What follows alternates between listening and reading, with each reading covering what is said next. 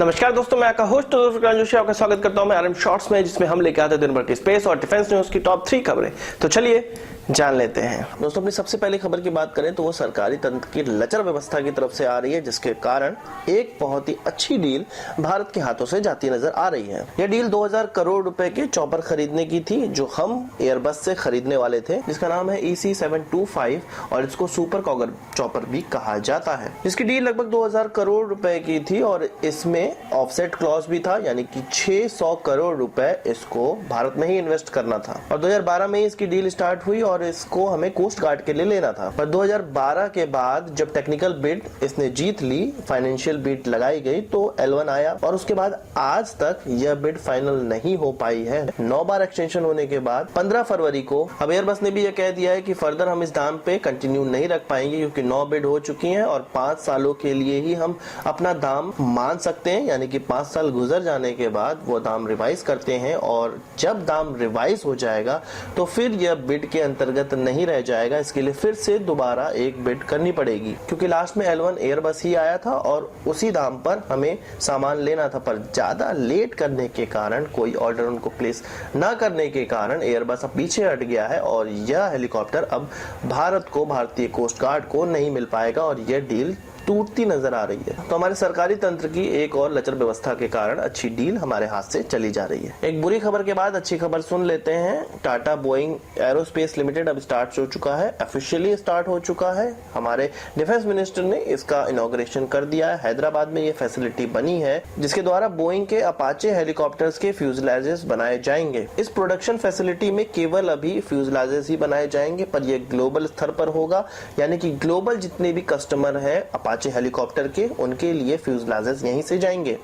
In fact US army के लिए भी जो अपाचे हेलीकॉप्टर जाएंगे वो यहीं के फ्यूजलाजेस इस्तेमाल करेंगे। पर यह प्रोडक्शन फैसिलिटी केवल यहीं पर नहीं रुकेगी, इसके आगे धीरे धीरे इसको पूरे हेलीकॉप्टर के प्रोडक्शन करने लायक बनाना है। बोइंग और टाटा के बीच में एग्रीमेंट साइन हुआ था 2015 में और इस एग्रीमेंट को आगे बढ़ाने का प्रोसेस स्टार्ट हो गया था जून 2016 में। यह फैसिलिटी 14,000 स्क्वायर मीटर में बनी हुई है और इसमें 350 स्किल्ड वर्कर हैं जो कि भारतीय हैं और यह एक बहुत ही बढ़िया काम होने वाला है, क्योंकि ये जो स्किल्ड वर्कर है ना, यही जाके हमारे देश को और आगे बढ़ाने वाले हैं। ये जो पूरा एक एरोस्पेस इकोसिस्टम बनने वाला है, ये वर्कर ही इसको आगे बढ़ाएंगे। अगली खबर अर्जुन MK2 की तरफ से आ रही है। आपको पता होगा इंडियन आर्मी ने कुछ 75 इंप्रूवमेंट इस टैंक में बताए थे, जिसके द्वारा MK2 को आर्मी में शामिल करने लायक बनाया जा सकता है। इसमें जो सबसे महत्वपूर्ण टास्क था वो इसका वजन कम करना था, जो कि 68.6 टन का अभी है और इसको 65 टन का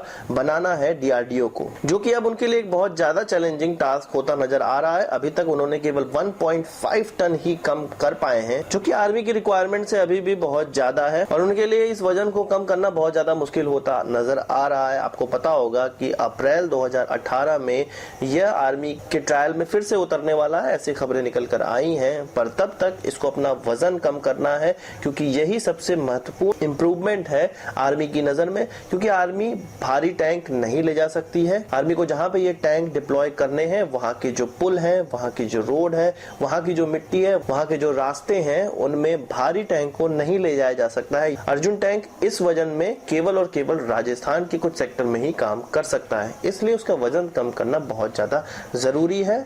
T90 के मुकाबले अगर नहीं भी बन पा रहा है तो भी 65 टन से कम करने की बहुत ज्यादा आवश्यकता है। 203 खबरों के बाद अपनी बोनस खबर की बात कर लेते हैं, तो वो F-35 की तरफ से आ रही है। आपने सुना होगा कि भारत F-35 खरीदने जा रहा है, इस तरह की हवा उड़ी थी, पर इस पे पूरा विराम लगाते हुए air chief marshal BS Dhanoa ने कि हम इस तरह का कोई भी अप्रोच लॉकहीड मार्टिन की तरफ से नहीं किए हैं कि हमें F-35 लेना है, और किसी भी ब्रीफिंग के लिए नहीं बुलाया गया है उनको। और दूसरी बोनस खबर हमारी ATGM की तरफ से आ रही है, एंटी टैंक गाइडेड मिसाइल की तरफ से आ रही है, जो कि नाग है। उसका डेजर्ट कंडीशन में भी ट्रायल हो चुका है। 2 टैंक पे निशाना लगाया गया, दोनों अलग अलग दूरी पे थे, अलग अलग समय पे निशाना लगाया गया और दोनों ही टेस्ट फायर सक्सेसफुल है। अब इसका पूरा ट्रायल कंप्लीट हो चुका है। अब इसको भारतीय सेना में जल्द से जल्द शामिल करने के लिए DRDO अपनी कवायद स्टार्ट कर देगा और देखना यह है कि भारत डायनेमिक्स लिमिटेड या कोई अन्य कंपनी कब से इस मिसाइल के निर्माण में जुट जाती है और कब हम इसको भारतीय सेना में अपना काम करते हुए देखते हैं। तो आज की इस वीडियो के लिए बस इतना ही। आशा करता हूं आपको वीडियो पसंद आया होगा। आप इसको एक बड़ा थम्स अप जरूर देंगे। इस वीडियो संबंधित कोई सवाल या सुझाव तो कमेंट बॉक्स में जरूर लाइएगा और यदि आपने हमारे चैनल को सब्सक्राइब नहीं किया तो सब्सक्राइब नहीं किया तो सभी प्रकार की वीडियो लाते रहते हैं जो आपके स्पेस और डिफेंस ज्ञान बहुत ज्यादा ज्यादा बढ़ाने वाला है। नमस्कार, थैंक यू।